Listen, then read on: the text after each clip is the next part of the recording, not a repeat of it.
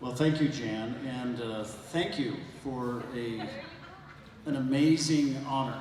I mean, this is a real high point in what I do, and I'm very blessed, very honored, very humbled by it, and so thank you for recognizing what it is that I've been putting my hands to and all. And by the way, Lou says I have exactly 5 minutes, and he will drag me off. And if any of you know me, I'm an educator, I'm a tour guide, and I'm a storyteller. So that doesn't count.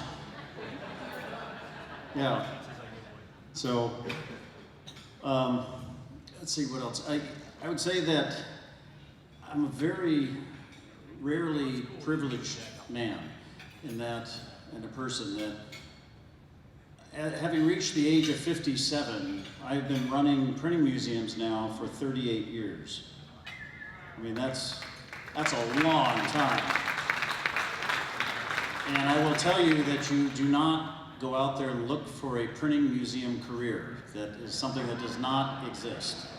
There are very few printing museums, and I have just, since 7th grade, have followed my passions. And I got tied into the industry at that point and have just loved it. And I am, if you know me, I'm very passionate. I'm passionate about the museum, about what we do. I am a passionate educator. And I am as much today as I was when I was 22, when first talking to kids. Yeah, I've got Monday morning, I drive my history trailer up to the Bay Area to go visit another 10 schools, and with Ben Franklin to go visit them. So the side note is it's Ben and me at Motel 6, which is really another story, we'll say, for another time. A really bad graphic novel. So at the beginning here, I really need to say thank you to a couple of key people that have made my life possible. And first of all is my amazing wife, Lori. Raise your hand, Lori.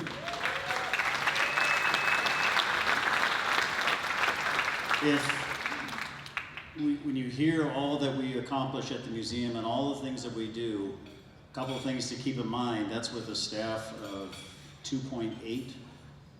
You know, when you watched all that stuff on the videos, that's 2.8, and then it's others like our volunteers and all that. But Lori is the one who has given so much time to make this happen in my career and what I've been doing. So thank you, Lori, because the reality is you can only steal time from your family. You cannot borrow it. And I am completely in debt to you. Thank you. So the others, I actually have 3 of my 4 kids here, and they're here at the table right there. I've got Noah, who's building presses with me, Grace, Ruben, and his wife Yuri. And if you know anything about me, everybody who's around me is a volunteer. So they started coming to the museum just to give the mom a break on Saturdays, and they loved it and enjoyed that. And then eventually I had to, start paying them money under the table, and then I had to pay them money over the table, and now they cost too much. So that's the way that goes. And so also here at the other table over here, I've got some of our key volunteers at the museum.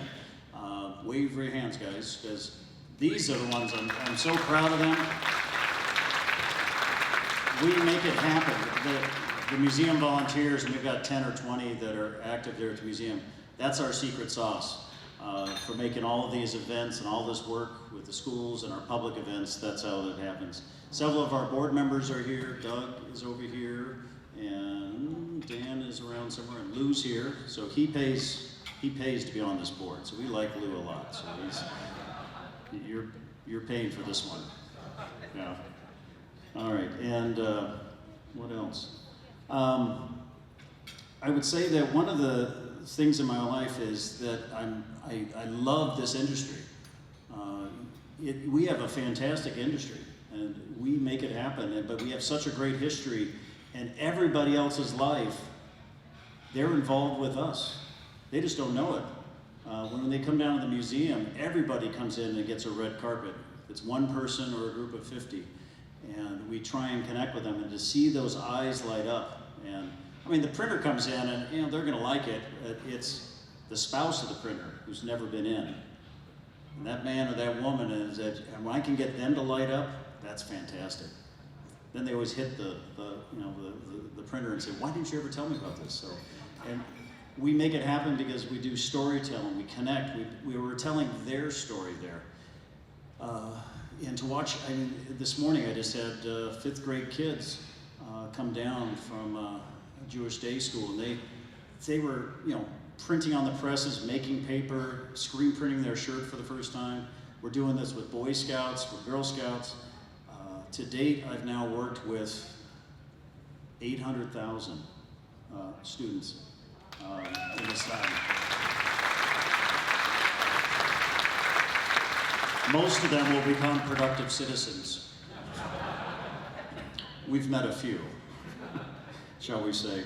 And just to let you know, I mean, this is a rare moment for me to stand up and sort of be recognized, but my head's going back down at the plow immediately, and to continue trying to make the museum happen. This is a really hard task. I don't know if you understand that nobody supports printing museums. So to get a museum to live and exist is hard enough, but to get it to survive. And when we started in those first 9 years, I took a great amount of pride in being the world's largest printing museum.